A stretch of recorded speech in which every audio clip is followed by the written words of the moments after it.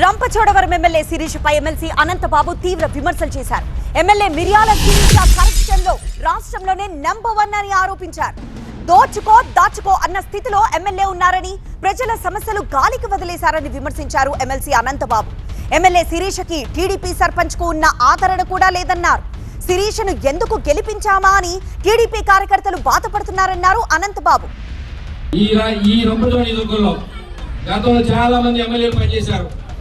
ఈ ఎమ్మెల్యే అంతా అత్యధిక కరప్షన్ అవినీతి చేసే ఎమ్మెల్యే ఈ రంపచోడ చరిత్రలో ఎవరైనా ఉందా అంటే ఆమె ఈవేళ మొట్టమొదటి స్థానంలో ఉంటుంది. ఈ రంపచోడ నియోజకవర్గంలో కానీ ఈ రాష్ట్రంలో కానీ ఆమె వార్డు మెంబర్ ఎక్కువ, సర్పంచ్ తక్కువ. ఈ రంపచోడ నియోజకవర్గంలో తెలుగుదేశం పార్టీ సర్పంచ్ కూడా కనీసం ఆదరణ కూడా ఆమె లేదనే విషయాన్ని నేను చెప్పడం కాదు, నియోజకవర్గంలో పోతే ప్రజలు చెప్తారు. ఇవాళ నువ్వు పదవిలో ఉన్నావు, అందరూ చెప్తారు ఆహా ఊహో అని, నువ్వు అలాగా ఇలాగా అంటారు.